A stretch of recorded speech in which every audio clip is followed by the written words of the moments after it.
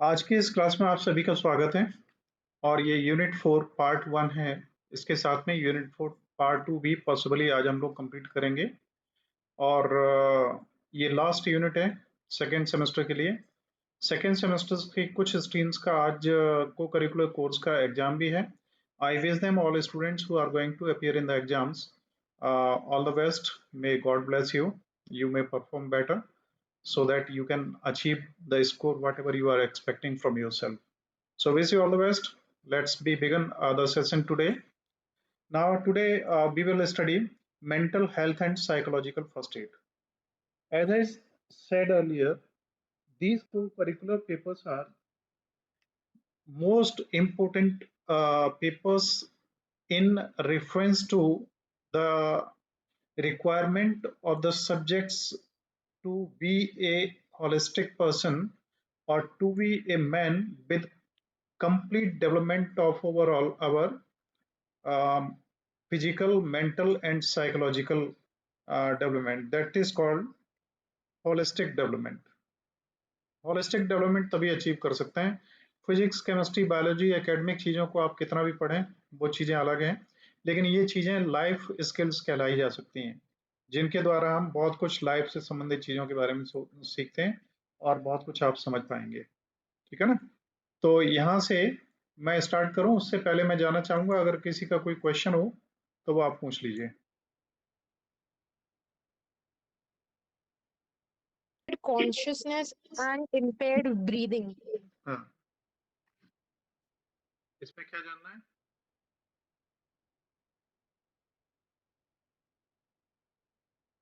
Hello,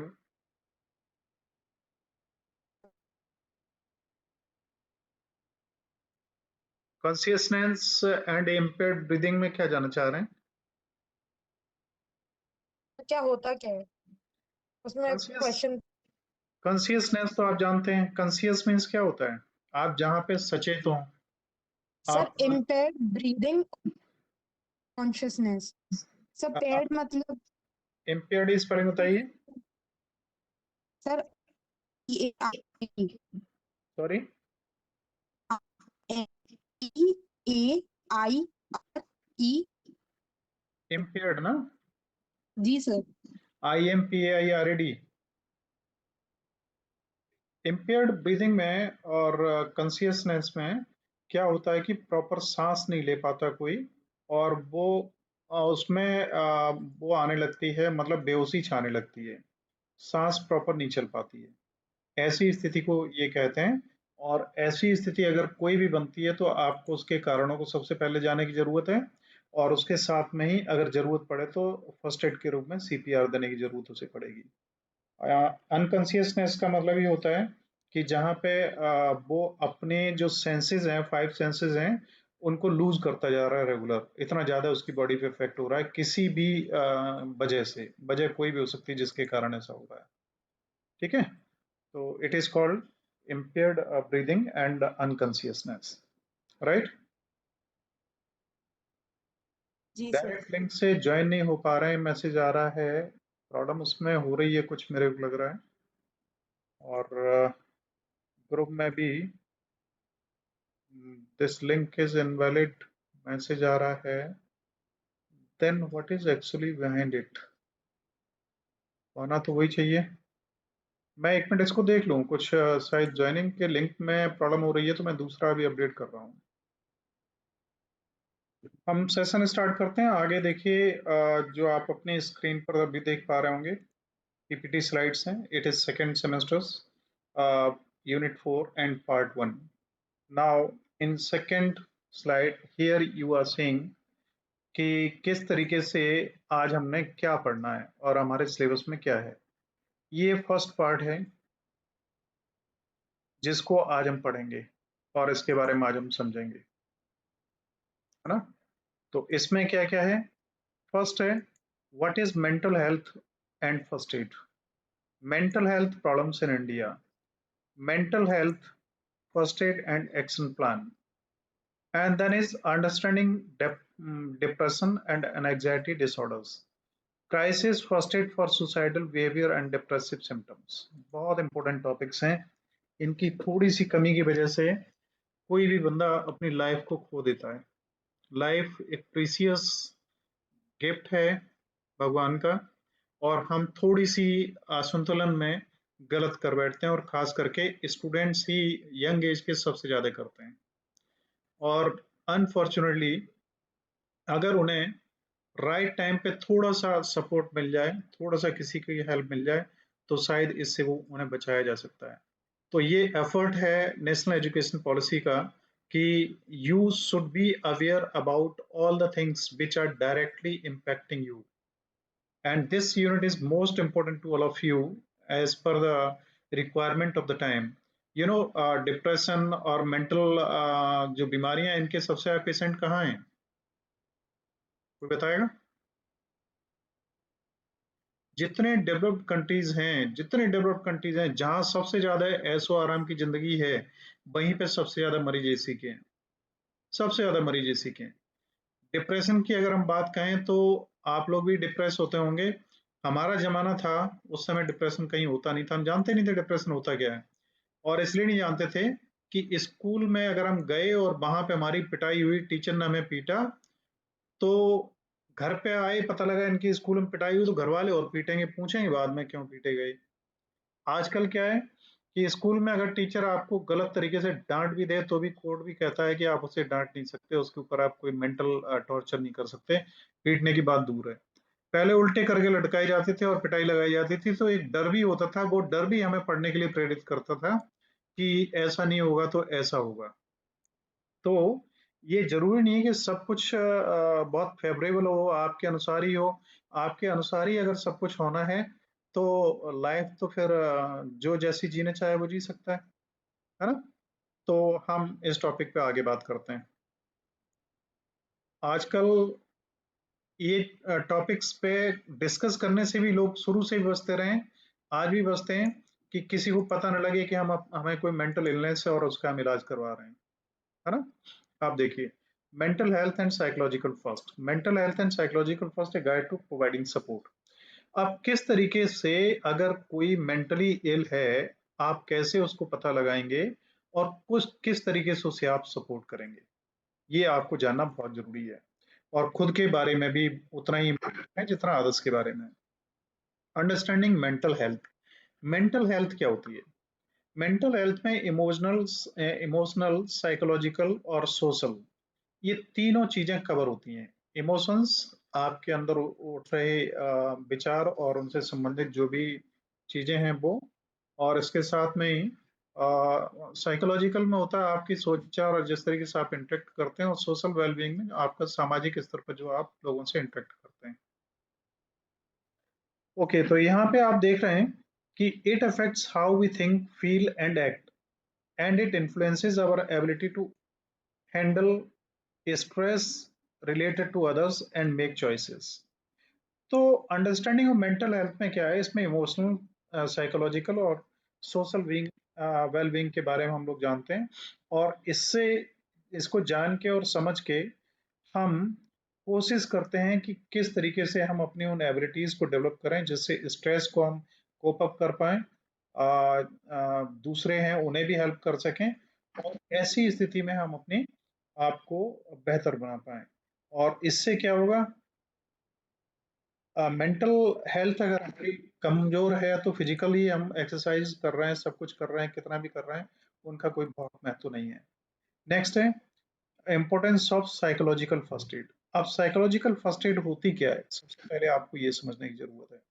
psychology में क्या होता है, कोई मानसिक रूप से दुखी है, किसी को कोई कष्ट है, किसी को कोई परेशानी है, उसकी किसी से लड़ाई हो गई है, या उसको कोई उसका बहुत प्रिय चीज कोई गायब हो गई है, या किसी भी तरीके के वो उसको प्रोफेशन में लॉस हुआ है, या उसका किसी से विश्वास टूटा है, इस तरीके की जो चीजें हैं, वो आदमी को मानसिक रूप से परेशान कर देती हैं। और ऐसे में उसे जरूरत होती है किसी अपने एक ऐसे व्यक्ति की जो उसको उसकी बात को अच्छी तरीके से सुन पाए। आप ध्यान रखिए, इसमें सबसे इम्पोर्टेंट चीज जो है, चाहे वो डिप्रेशन हो, चाहे वो कोई भी इस तरीके की साइकोलॉजिकल प्रॉब्लम हो, उनमें सबसे इम्पोर्टेंट है कि जो बंदा उससे प्रभावित है, उसकी बात को कम से कम कोई सुनने वाला हो अच्छी तरीके से। आप कम से कम बोलिए, उसे सुनिए, केवल सुनिए। आप उसकी बातों में उसको क्रॉस भी मत करिए, जो कुछ कह रहा है आप केवल तसल्ली से सुनते रहिए। अगर आप बहुत अच्छी तरीके से किसी की बात को सुन लें, तो उसकी आधी दिक्कत खत्म हो जाती है। अब किसी को इसकी जो mental and psychological first aid की कब जरूरत है, इसे समझने के लिए प्रोफेशनल रिक्वायरमेंट कब है, जब आपकी लिमिट से बाहर हो जाए, आप डॉक्टर नहीं है, आप बहुत ज्यादा इसके बारे में जानते नहीं है, तो ये कंडीशन जब पैदा हो जाए, the person is in immediate danger और एक्सपीरियंसिंग मेंटल हेल्थ क्राइसिस, ऐसे में आपको प्रोफेशनल हेल्प की जरूरत है। इससे पहले तक आप कंडीशन को हैंडल कर सकते हैं। और ये जो डिस्ट्रेस है, उसका जो लगाव है और जीवन के प्रति इंटरेस्ट है, वो बहुत ज्यादा कम होता जा रहा है, और उसमें उसे कोई इंटरेस्ट नहीं आ रहा है, और ये अपने डेली के फंक्शंस को भी प्रॉपरली नहीं कर पा रहे हैं, और ये इनके दिमाग में सुसाइडल विचार आ रहे हैं। ये कह रहे हैं अब तो दुनिया बेकार है, इससे कोई मतलब नहीं है, जितना जीना था जी लिया, और अब प्रॉब्लम्स ऐसी हैं कि ऐसी जिंदगी से बेहतर है मर जाना। तो ऐसी कंडीशंस अगर किसी के साथ आती हैं, तो उसे आपकी हेल्प की जरूरत है। ठीक है, नेक्स्ट देखिए, प्रमोट मेंटल हेल्थ। अब मेंटल हेल्थ क्या है? फिजिकल हेल्थ हो गई, है ना, जिससे आप क्या करेंगे, शारीरिक विकास करेंगे। और अभी आपने प्राणायाम और आसंस वगैरह पढ़े, और पतंजलि वगैरह के बारे में पढ़ा, तो इससे आपका क्या है, मानसिक विकास होगा, है ना। और इसके साथ ही मेंटल हेल्थ एंड कम्युनिटी, इसके बारे में आपको जानने की जरूरत है। देखिए, mental health and psychological first aid में क्या होता है, अगर कोई व्यक्ति किसी ऐसी स्थिति से गुजर रहा है जो उसके पूरी तरीके से अगेंस्ट है, तो ऐसे में क्या करते हैं, जैसे ये एक चित्र जो आपको दिख रहा है, मैं थोड़ा बड़ा कर रहा हूँ,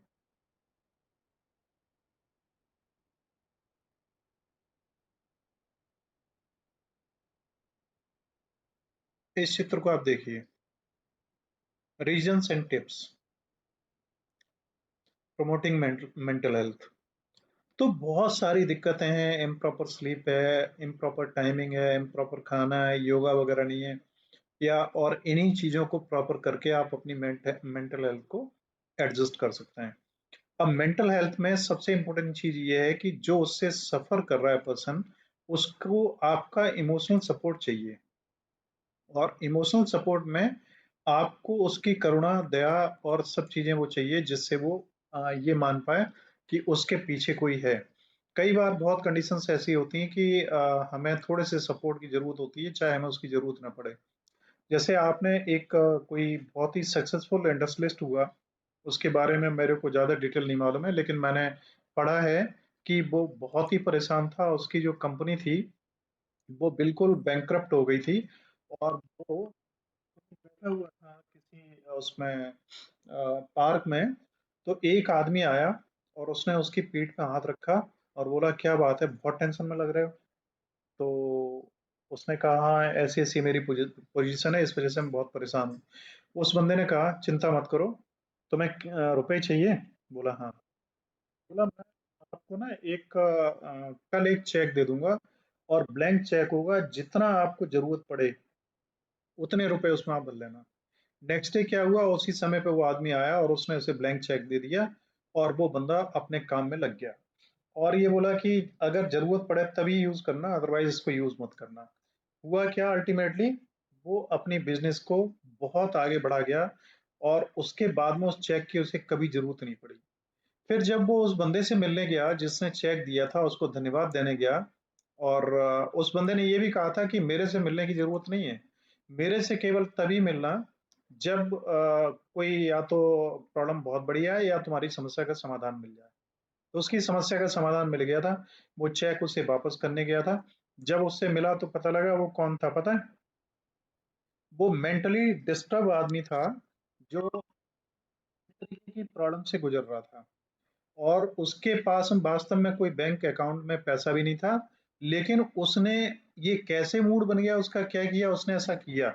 लेकिन एक, समझिए, जो आदमी खुद सीजोफ्रेनिया कहते हैं, लास्ट स्टेज होती है इसकी डिप्रेशन की, या बाइपोलर डिजीजेज होती हैं, उससे गुजर रहा होता है, तो वो आप उसका जैसे कैंसर में एंडिंग होती है वैसी पोजीशन इसकी होती है। तो उस स्थिति से गुजर रहा है, लेकिन दूसरे को उसने इतना बड़ा सपोर्ट दे दिया कि उसकी वजह से वो उभर गया। और उसे जब पता लगा कि अरे ये तो पागल था और इसके बैंक में अकाउंट अकाउंट में पैसे भी नहीं थे, तो उसका आप समझते हैं जो स्टेट होगी, मेंटल स्टेट, वो बड़ी चेंज होगी। लेकिन but he was a lot of thankful to him, because उसने जो सपोर्ट उस समय प्रोवाइड किया था, चाहे उसे पैसे की जरूरत होती, चेक को यूज करता, उस समय वो बाउंस हो जाता, उस समय उसे पता लगता उसने गलत किया, लेकिन जो कुछ उसने किया, इसने उसे एक इतना बड़ा सपोर्ट दिया कि वो दोबारा से खड़ा हो गया। तो ये चीजें हैं। आपने पढ़ा होगा अमिताभ बच्चन के बारे में कि अमिताभ बच्चन ने जब एबीसीएल अपनी अमिताभ बच्चन कॉरपोरेशन लिमिटेड करके, या जो भी नाम है, वो स्टार्ट किया था, वो जो फेल हो गया था वेंचर उनका, उस समय धीरू भाई अंबानी जी थे। उन्होंने अमिताभ बच्चन से ये कहा था कि कतई चिंता मत करना, जहां जरूरत पड़े मैं खड़ा हूँ। अमिताभ बच्चन की आप देख सकते हैं, स्टेटमेंट्स अवेलेबल हैं। तो अमिताभ बच्चन ने लिखा है और कहा भी है कि वो सपोर्ट मेरे लिए इतना बड़ा सपोर्ट था कि मेरे लाइफ में दोबारा से एक पावर आई, और मैंने पूरे स्ट्राइक के साथ काम करना फिर से शुरू हुआ, और वो डिप्रेशन और उस कंडीशन को मैंने हटाया। और मैं कभी मेरे को उनकी हेल्प की जरूरत नहीं पड़ी, लेकिन मैं समझ गया था कि अगर मेरे को कहीं भी जरूरत पड़ेगी तो एक बंदा ऐसा मेरे पास में कोई है जो मुझे हेल्प कर पाएगा। तो भगवान करे सभी की लाइफ में ऐसा एक आदमी हो, आपकी भी लाइफ में एक ऐसा आदमी सभी को मिले जो आपको हेल्प कर पाए और आप सपोर्ट करें। लेकिन एक चीज जरूर ध्यान रखिएगा, किसी को कोई मिले या ना मिले, आप अगर किसी के लिए ऐसे बन पाए तो बहुत अच्छा है। आप अगर किसी के लिए बन पाए तो भी आप अपनी अपने आप को फॉर्चुनेट समझिए कि भगवान ने आपको इतना अच्छा मौका दिया। केवल ये जरूरी नहीं है, हम लोग क्या कहते हैं, हम लोग अक्सर लिखते हैं कि एक कर्ण जैसा दोस्त होना चाहिए जिंदगी में। क्या हम ये क्यों नहीं लिखते कि क्या आप किसी की जिंदगी में कर्ण बने जो भले बुरे में साथ दे? आप किसी के नहीं बने, आप ढूंढ किसे रहे हैं? आपको अगर जो नहीं मिल पाया ढूंढने में आप बन जाइए, तो आप किसी को मिल जाएंगे, उसी की लाइफ में एक लाइफ पूरी हो जाएगी उसकी, है ना?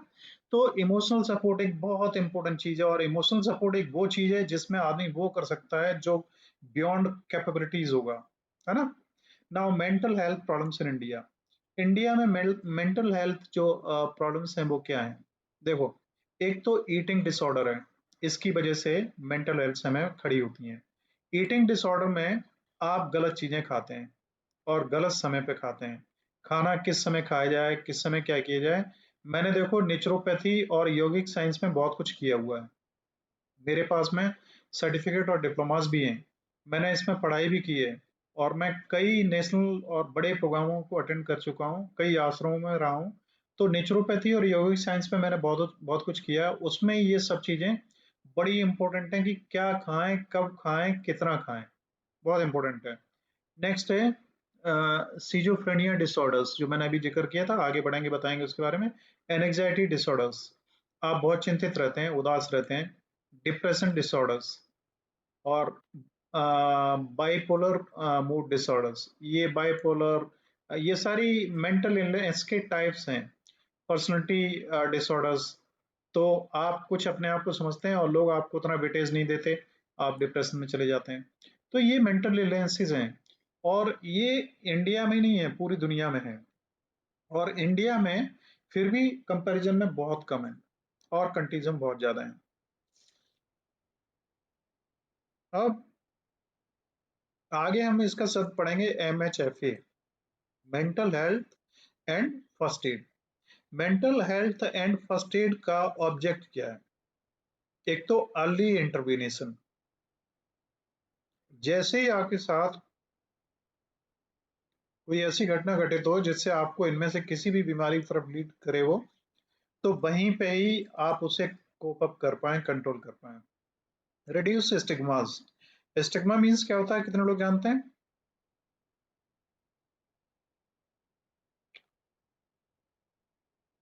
बताइए अगर कोई जानता है तो।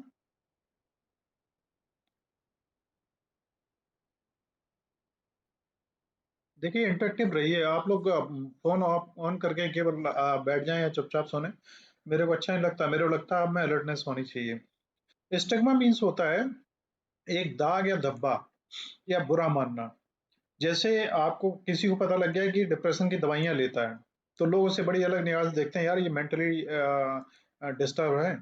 और पागल है और पागल से ज्यादा बात मत करो। अगर लोगों को पता लग जाए पागलपनी दवाई खा रहे हैं तो लोग यही कहेंगे ये तो पागल है, इससे बात करना गलत है। तो ये जो अवधारणा बनी हुई है कि पागल होना एक सामाजिक स्थिति में खराब है, ये अवधारणा बहुत ज्यादा गलत है। और इसी की वजह से आदमी अपना इलाज करवाने से डरता है और वो बताना भी नहीं चाहता किसी को कि मेरे मेरे मेरा ऐसा कोई इलाज चल रहा है। ठीक है। Recognition of mental health, mental health के बारे में हम कैसे पता करें कि मेंटल हेल्थ कैसी है उसकी। तो किसी भी व्यक्ति में अगर ये सिम्टम्स हैं डिप्रेशन के, एंजाइटी के, सब्सटेंस यूज डिसऑर्डर्स एंड साइकोसिस, इनिशियल सपोर्ट एंड कम्युनिकेशन। तो आप देखिए अगर इनमें से कोई भी अगर इन 4-5 चीजों से अगर कोई आपका दोस्त या जानने वाला है, घर का कैंडिडेट कोई भी इनसे सफर कर रहा है, जैसे फर्स्ट स्टैंडर्ड हेल्थ में आपने देखा था कि अगर रोड एक्सीडेंट हो जाए, चाहे आपका कोई जानने वाला नहीं है, तो वहां तो फिजिकली वो दिख रहा है कि बहुत डिस्टर्ब है।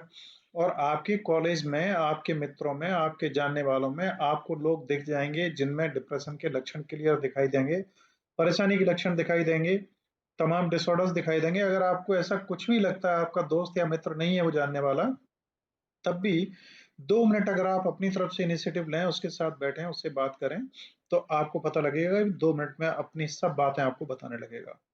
ऐसा व्यक्ति लाइफ में कोई भी सुसाइडल अटेम्प्ट करने से पहले ये जरूर प्रयास करता है कि कोई ऐसा आदमी हो जो उसकी बात को सुन पाए और उससे कोई समाधान दे पाए या तसल्ली दे पाए। जब ये सारे रास्ते बंद हो जाते हैं तब सुसाइड की तरफ कोई भी बढ़ता है। ठीक है। नेक्स्ट है, अगर ऐसी कोई स्थिति आती है तो इनिशियली सपोर्ट के रूप में आप क्या करें। इनिशियल सपोर्ट में उसे सबसे पहली बात जो मैंने बताई थी, बहुत अच्छी तरीके से सुने, उसको केवल बोलने दें, केवल बोलने दें। जहां जरूरत पड़े आप उसे सपोर्ट करें कि हाँ ये बिल्कुल सही है, ये आपने किया, ये बिल्कुल सही था, ये उसने किया, ये गलत था। यहाँ पे आपको उसे बचाना है। दूसरा गलत या अच्छा है आपको नहीं पता है, ये बाद में देखना है। बोलने वाला भी बोल रहा है, वो एक तरफा बोल रहा है, चाहे गलती उसकी थी, लेकिन अभी आपको उस खतरे से उसको बचाना है, तो आपको उसको अच्छी तरह से सुनना है, उसके साथ सिंपैथी रखनी है और कोई जजमेंटल नहीं बनना है। आपको कोई जजमेंट नहीं देना है कि नहीं नहीं देखो ये तुमने किया ये गलत है, ये तुम्हें बिल्कुल नहीं करना चाहिए था और तुमने गलत किया तो उसका उसका तुम्हें भुगतना ही पड़ेगा। ऐसी बातें नहीं होनी चाहिए, है ना। और इसके साथ में ही उससे आप प्रॉपर कम्युनिकेशन रखें और इस तरीके के जो कष्ट में लोग हैं उन्हें जो भी हेल्प हो सके वो करें। अब participants learn how to engage in conversation about mental health. जो पार्टिसिपेंट्स हैं उन्हें तैयार करें कि वो ये जानने के लिए शुरू हों कि मेंटल हेल्थ क्या है और अपने प्रश्न पूछ पाएं और उन्हें फिर से आप दोबारा एश्योरेंस दे पाएं कि नहीं आपकी बीमारी ऐसी कुछ भी नहीं है और ये ठीक हो जाएगी, आप इसकी चिंता न करें। नेक्स्ट आगे देखिए, risk assessment.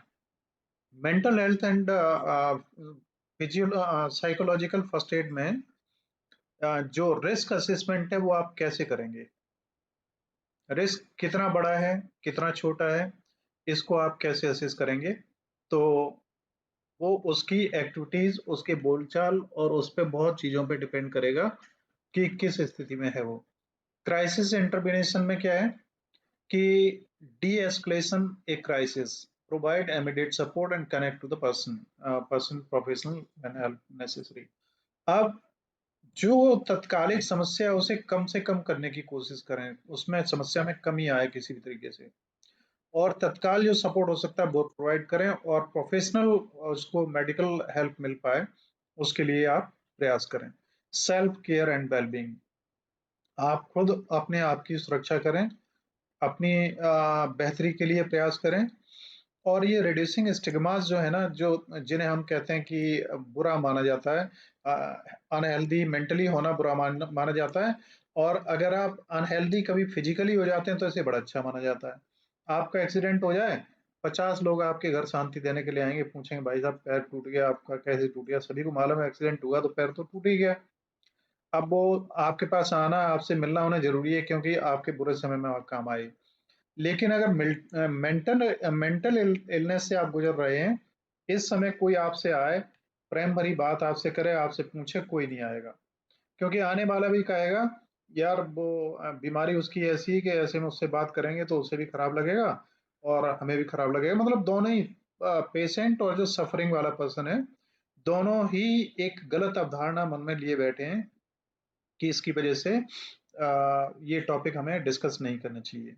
Connecting to resources, mental health की जो रिसोर्सेज हैं उसमें लोकल हेल्थ सर्विसेज हैं, सपोर्ट ग्रुप्स हैं और क्राइसिस हेल्पलाइन है।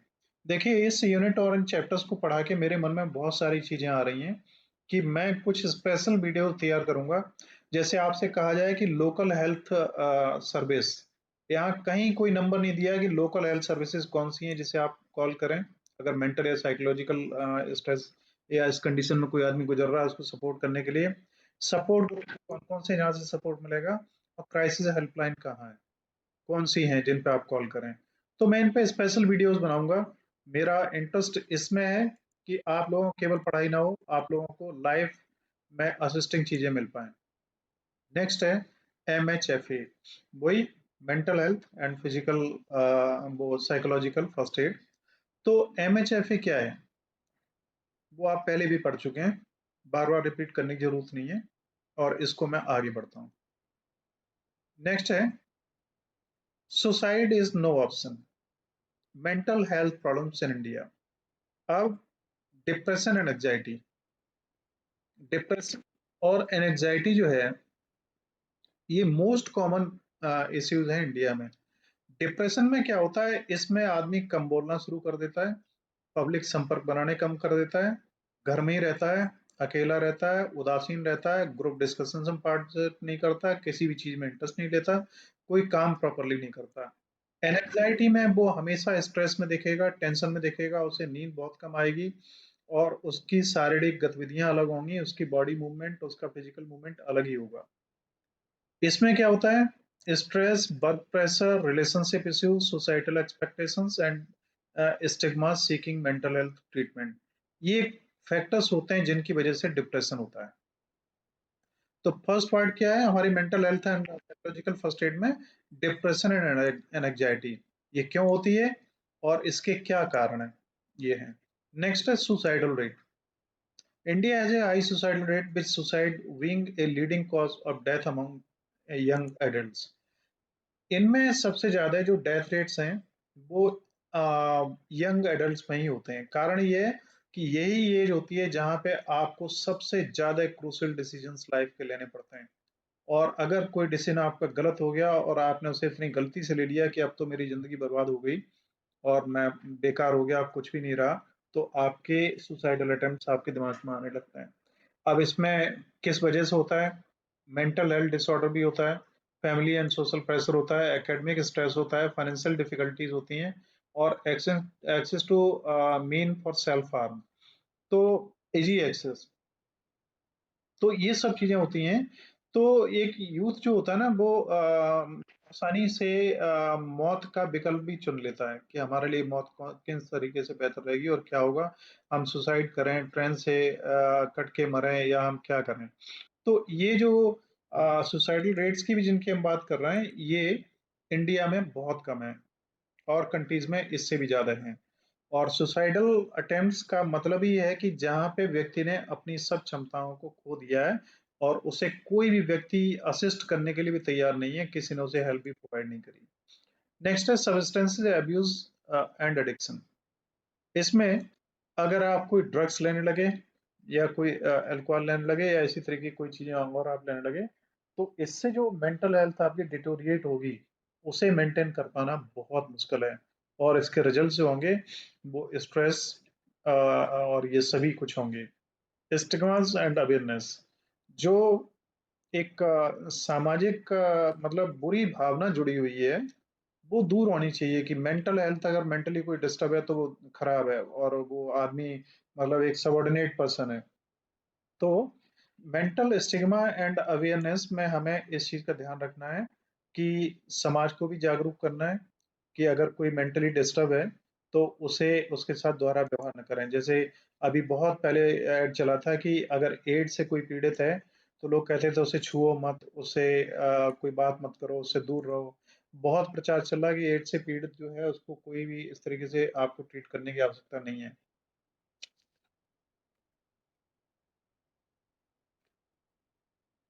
यहाँ देखिए, नेक्स्ट है limited access to mental health services. Hindustan में मेडिकल हेल्थ सर्विसेज और प्रोफेशनल जो साइकेट्रिस्ट हैं, साइकोलॉजिस्ट हैं, वो भी बहुत कम है, विदेशों में बहुत ज़्यादा है।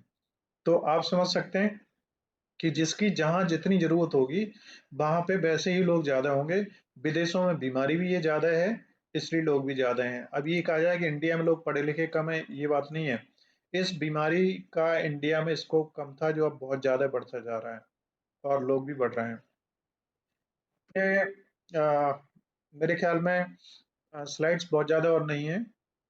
अगर आप लोग चाहें तो यहाँ पे मैं स्वामी विवेकानंद की लाइफ से रिलेटेड एक स्टोरी आपको सुनाऊं, जो यहाँ पे बहुत छोटी सी स्टोरी है, आपको थोड़ा सा इंस्पिरेट करेगी। क्या आप लोग सुनना चाहेंगे? Yes. Yes, sir.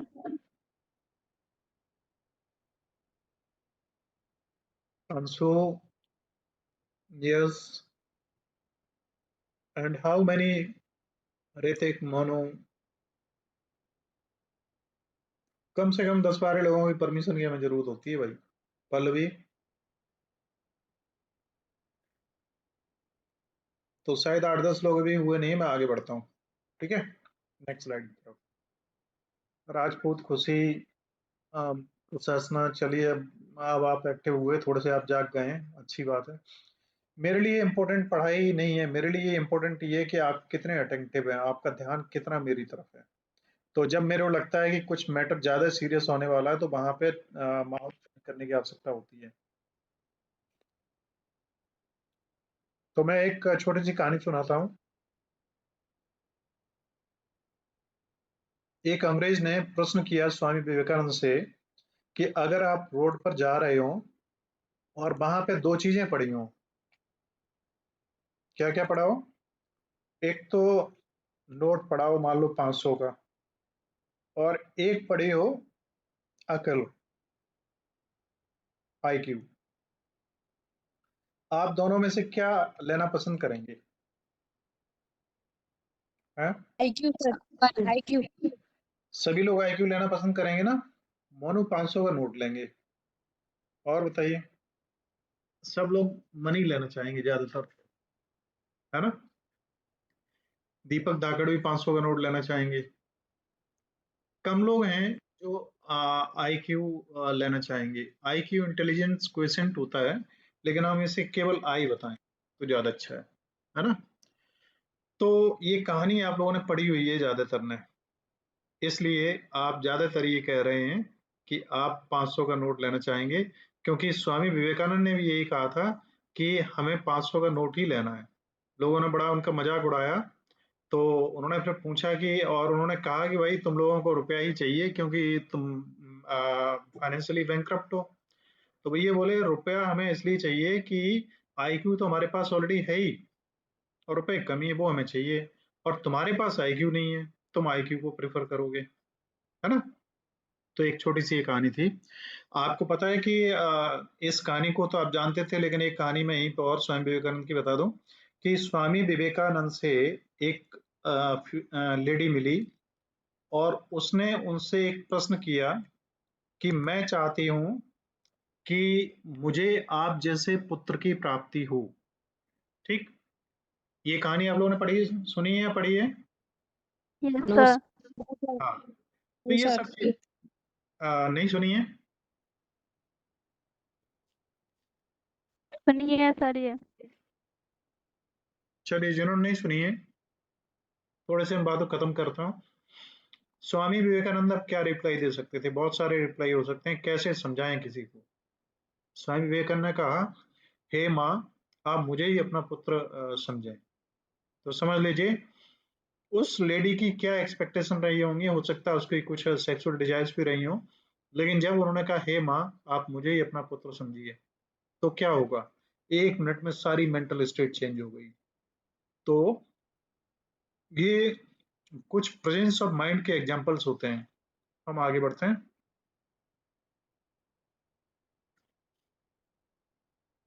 Post traumatic stress disorder, PTSD, कोई गंभीर अवस्था में पहुंच गया और ट्रीटमेंट करने के बाद वापस आया, उसके बाद उसके जो डिसऑर्डर्स हैं उसके बाद भी क्या होते हैं? individuals in India, particularly in conflict zones or pre-affected by natural disaster, may experience PTSD. क्या होता है, खास करके इंडिया में वे लोग जो ऐसे जोन्स में रहते हैं जहां पे या तो जातीय दंगे अक्सर होते रहते हैं, या जहां बाढ़ आती रहती है अक्सर, या जहां पे कोई ना कोई ऐसी विपदाएं आती रहती हैं, बड़ी पहाड़ों पे भूस्खलन होता है या और तमाम प्रॉब्लम्स होती हैं।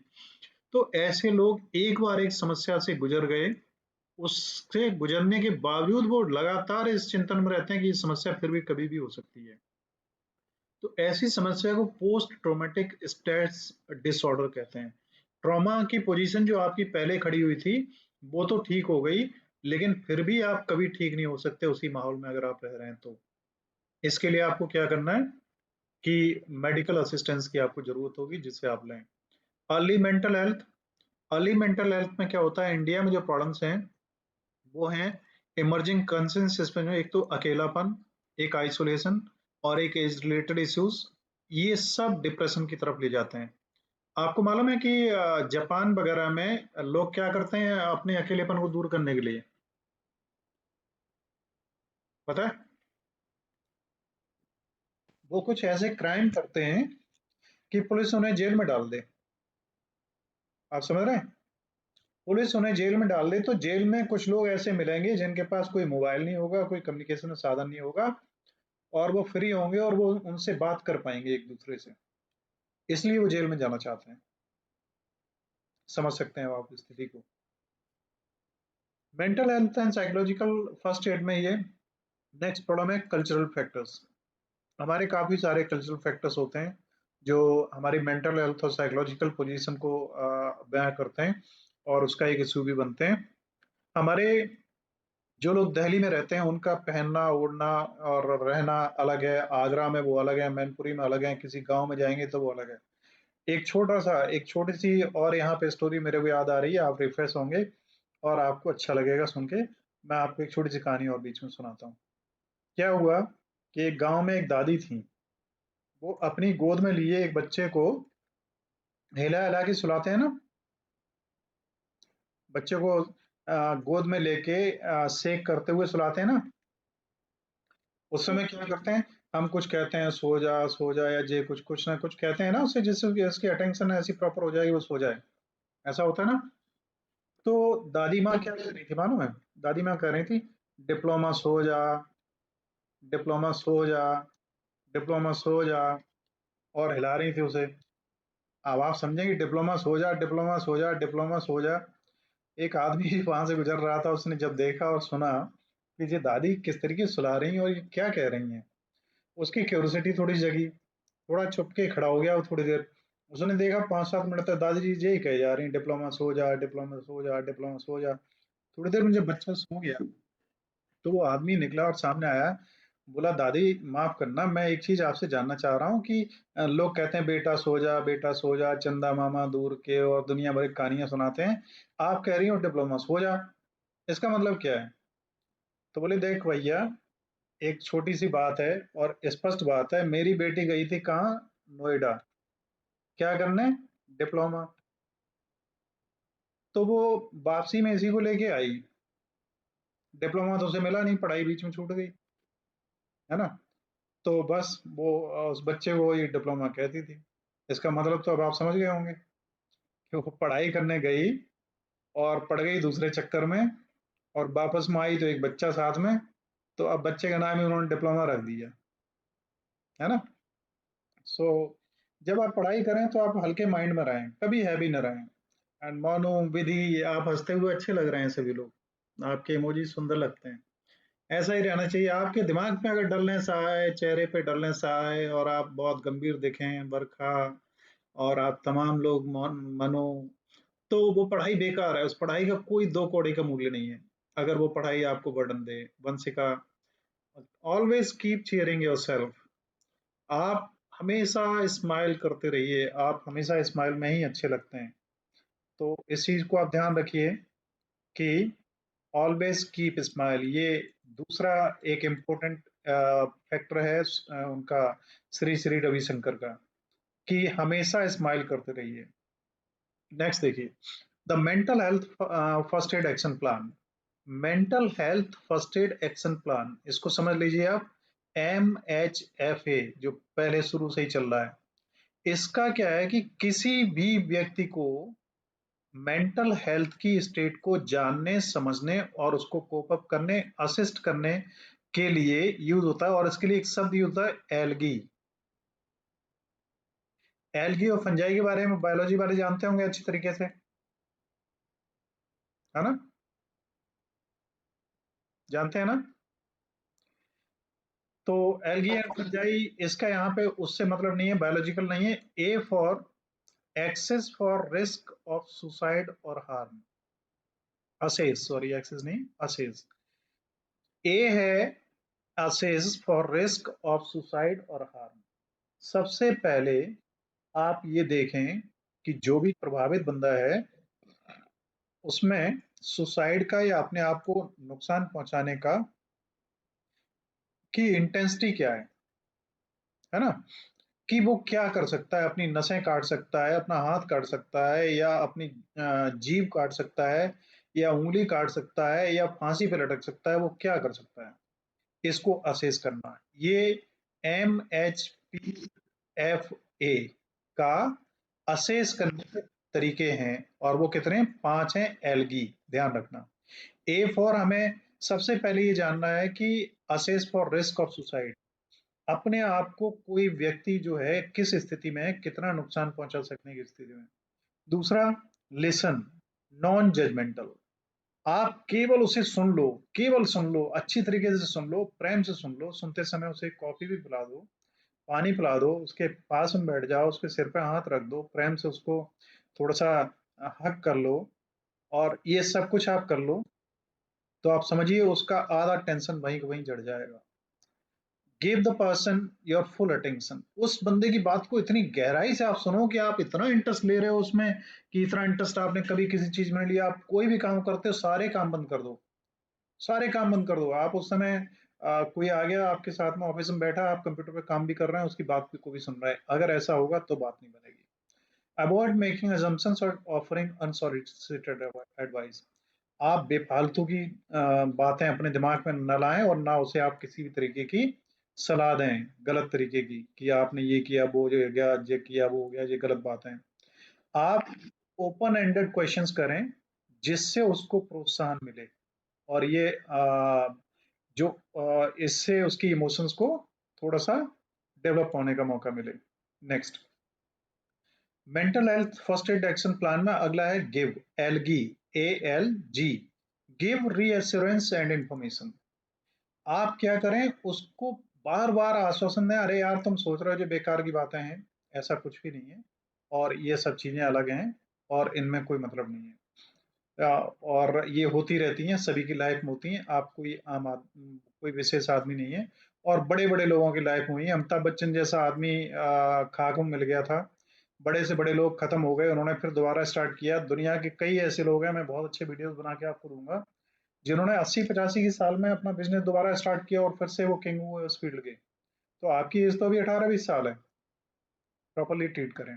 एलगी में डबल ई है। दूसरा है इनकरेज अप्रोप्रिएट प्रोफेशनल हेल्प, इसको फर्स्ट एड तो आप प्रोवाइड करें ही, इसके बाद में कोशिश ये करें किसी भी तरीके से जो थेरापिस्ट हैं, साइकेट्रिस्ट हैं और काउंसलर्स हैं, जो इसमें डिप्रेशन में, एनजाइटी में, इंसोमिनिया में, इनमें सब में हेल्पफुल होते हैं, उनके पास उसे किसी तरीके से आप ले जाएं। तो ALGEE। नेक्स्ट में हम देखते हैं, नेक्स्ट ये encourage self help and other support strategies. आप इस चीज को और कोशिश करें कि वो बंदा खुद ही अपने आप को रिकवर करने की तरफ सोचने लगे, माइंडफुलनेस की तरफ सोचने लगे। जैसा मैंने भी एक एग्जांपल उस पागल का दिया था, जो इंडस्ट्रियलिस्ट था, बर्बाद हो गया था, और उसको उस केवल चेक से इतना बड़ा अपने ऊपर एश्योरेंस हुआ। उस बंदे ने कुछ नहीं किया, फर्जी चेक था, कोई मतलब नहीं था, लेकिन उस चेक ने उसकी लाइफ की थिंकिंग बदल दी, और वो बंदे ने खुद अपना सपोर्ट सिस्टम पूरा फिर से खड़ा कर लिया, और सब कुछ हो गया। अब यहाँ पे जो एलगी के प्लान्स हैं, इन्हें कैसे आप अप्रूव करें, क्या करें, इनमें सबसे इंपॉर्टेंट यही है, देखिए फिर ध्यान रखिए एक बार, कि approach the situation with empathy. उस स्थिति में उस व्यक्ति के पास आपको जाना है, उसकी किसी कमी को आपको बारना नहीं है, उससे प्रेम रखना है, उसके साथ में आपको दया दिखानी है और धैर्य रखना है, देना है उसको, और कोई भी जजमेंटल टाइप का मैटर नहीं करना है। ऐसा कुछ भी करेंगे तो वो गलत होगा। ठीक है, आगे। डिप्रेशन क्या है? What is depression? Depression also known as major depressive disorder, MDD। इसमें क्या होता है कि लगातार आदमी उदास होने लगता है, वो सारी तरीके की जो उम्मीदें हैं वो खो देता है और वो परेशान होने लगता है, और उसमें उसके लिए आ, दुख के विचार आने लगते हैं और बहुत सारी प्रॉब्लम्स उसके अंदर आने लगती हैं। सिम्टम्स क्या है? देखिए, अगर कोई इस स्थिति से गुजर रहा है तो उसके सिम्टम्स क्या हैं, ये आपके सामने हैं जो आप देख पा रहे हैं। देखिए, पहला सिम्टम पे परसिस्टेंट सैडनेस और लो माइंड। लगातार वो दुखी दिखाई देगा और माइंड बहुत एक्टिव नहीं होगा। लॉस ऑफ इंटरेस्ट और pleasure in previously enjoyable activities. पहले जिन चीजों में एंजॉय करता था उसमें अब नहीं करता है। थकान बहुत ज्यादा महसूस होती है, एनर्जी बहुत कम महसूस होती है, भूख बहुत कम लगती है, वेट बहुत ज्यादा होता है, सोने में उसे दिक्कत होती है या बहुत ज्यादा सोता है, और उसे दुनिया बेकार लगने लगती है या खुद को अपने आप दोषी महसूस करने लगता है, और उसका किसी भी चीज में ध्यान कम हो जाता है, और recurrent of death and suicide. उसके अंदर अब आत्महत्या और सुसाइड के वो विचार आने लगते हैं। यहाँ पे कुछ मैं आप लोगों से अपना पर्सनल एक्सपीरियंस शेयर करूं। जी सर। चलिए, मोनू, ऋतिक, दीपक, तान्या, संध्या, खुशी, चलिए लगभग 10 लोग हो गए होंगे, अंजलि, है ना? मेरा परमिशन बहुत जरूरी होती है भाई, मनु शर्मा, क्योंकि मैं ये मानता हूं कि I am not a teacher, in fact I am an employed person on behalf of your college. मैं उनसे पेमेंट लूंगा और आपको सर्विसेज दे रहा हूँ। So I am not a teacher, I am just a professional. जैसे दुकानदार होते हैं, चाहे उनकी दुकान मिठाई बेचने की हो या टॉफी बेचने की हो, तो मैं भी वही महसूस करता हूँ, उससे ज़्यादा मैं कुछ भी नहीं हूँ। और अगर मैं कुछ हूँ तो मेरे को कुछ कहने की आवश्यकता नहीं कि मैं क्या हूँ। टीचिंग में और किसी भी अदर प्रोफेशन में एक सबसे बड़ा अंतर यही है कि टीचिंग में जो ग्राहक है वो विक्रेता को रिस्पेक्ट देता है। मतलब स्टूडेंट टीचर के पैर छूता है, और किसी भी दुकान पे अगर आप जाएंगे तो वहां पे दुकानदार स्टूडेंट को रिस्पेक्ट देता है, अपने को, है ना? तो देखिए, इसके बाद में नेक्स्ट जो हमारा टॉपिक आता है वो है सिम्टम्स डिप्रेशन के। आपको पता लग गए। नेक्स्ट स्लाइड में हमारे में कॉजेज ऑफ डिप्रेशन के कारण क्या हैं। Combination of genetic. देखिए, डिप्रेशन जेनेटिक भी होता है, बायोलॉजिकल और साइकोलॉजिकल, ये सभी चीजें इस पे स्ट्रेस पे मतलब के कारण बन सकते हैं। देखिए, जेनेटिक एंड फैमिली हिस्ट्री अगर आपकी है तो आपको हो सकता है ब्रेन केमिस्ट्री इम्बैलेंस भी है, क्रोनिक स्ट्रेस है, ट्रॉमा और सिग्निफिकेंट लाइफ चेंजेस हैं, लाइफ में कोई बड़े इंसिडेंट्स होते हैं, क्रोनिक मेडिकल कंडीशंस हैं और सब्सटेंस अब्यूजेज हैं। अगर ऐसी स्थितियां हैं तो इनसे भी आपको डिप्रेशन एंड एंजाइटी डिसऑर्डर खड़ा हो सकता है। अब डिप्रेशन का ट्रीटमेंट क्या है? ठीक है, इसको कॉग्निटिव बिहेवियर थेरेपी कहते हैं और इंटरपर्सनल थेरेपी भी कहते हैं, फिजियोथेरेपी लाइक टॉक थेरेपी। पहली तो ये है टॉक थेरेपी, जिसमें आप पेशेंट की बात को बहुत अच्छी तरीके से सुने। आप देखेंगे जो साइकोलॉजिस्ट होते हैं और जो क्या कहते हैं, साइकेट्रिस्ट होते हैं, इनके यहाँ जब कोई जाता है तो उनको ये वो देते हैं, परामर्श इसको कहते हैं। परामर्श में भी जो लोग होते हैं, बड़े एक्सपर्ट होते हैं, वो घंटों बैठ के आपकी बात को सुनते हैं, और आपकी बात को सुनते हैं। जो पहले कहा गया कि आपकी बात को सुने और आपको केवल एश्योरेंस दें, वो करते हैं।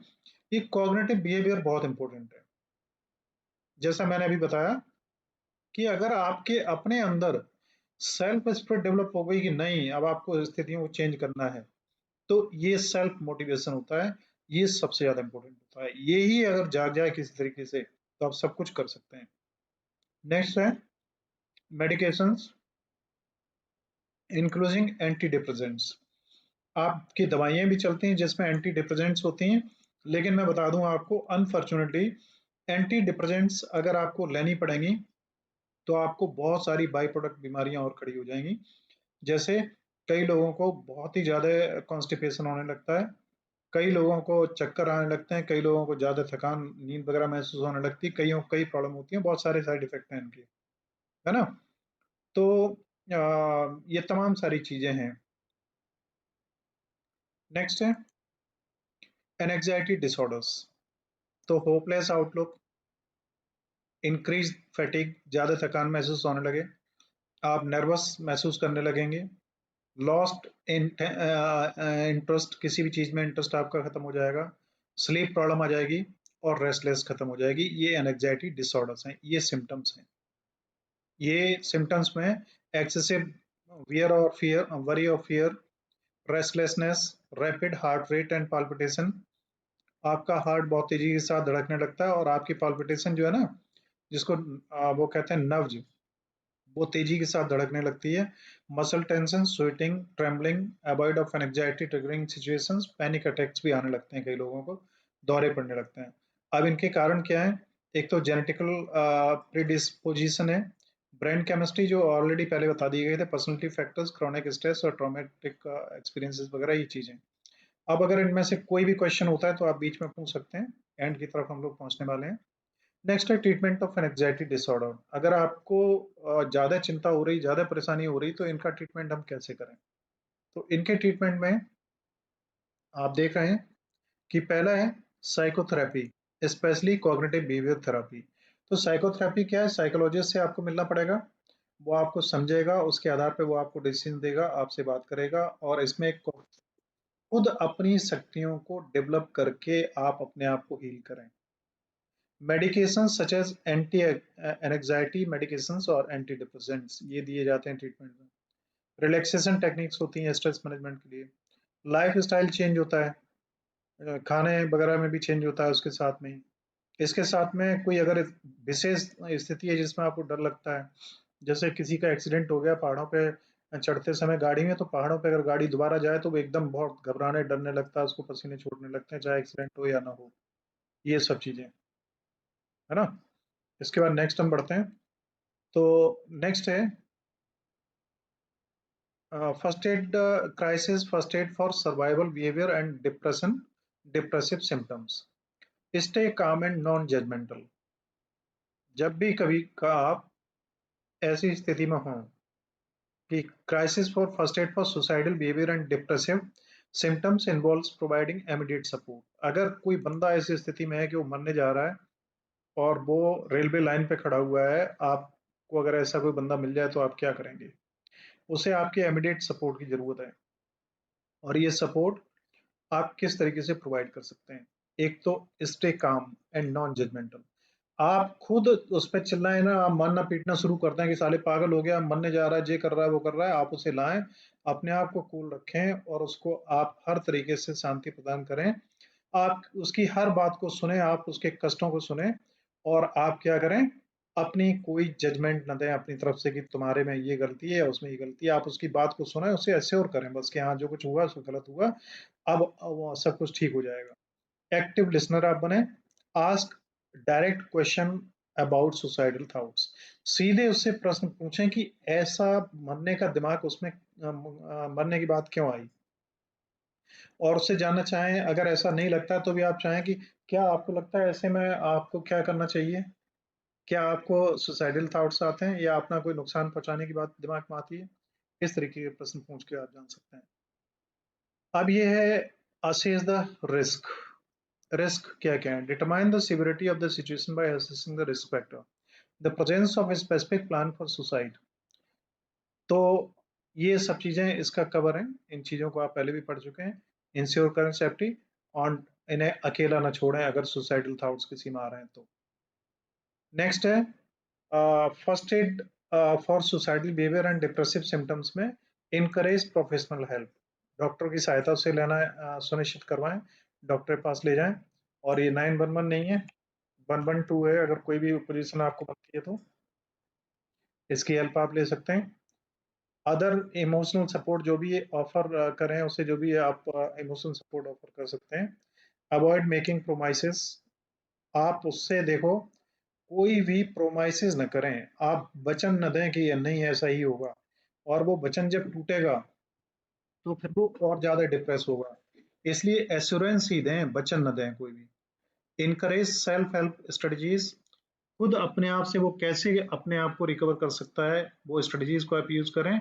और उसमें क्या काम करेगा, योगा, आसना, प्राणायाम और मेंटल फुलनेस वाली जो भी चीजें हैं वो। Connect to supportive resources, supportive resources में क्या है कि मेंटल हेल्थ प्रोफेशनल्स हैं, इस तरीके की कम्युनिटीज हैं, ऐसे वॉलंटियर्स हैं जो इनमें सर्विसेज प्रोवाइड करते हैं। और फॉलो अप रखें, ये नहीं कि एक बार आप मिले और उसने उसे आपने छोड़ दिया, दोबारा उसने आपने उसकी स्थिति को भी नहीं जाना, 3-4 दिन बाद फिर वो इसी पोजीशन पे रेलवे ट्रैक पे फिर खड़ा दिखाई दे, तो ऐसा ना करें। आज के सेशन में इतना ही है और ये सेशन यहीं खत्म होता है। So thank you all for joining this session. Now if you have any question you can ask me. I will upload this video just within next 15 minutes. You can recommend all those who could not join the class, they can see the video, need not to study and prepare for the exam, it is quite enough. हाँ जी, बताइए।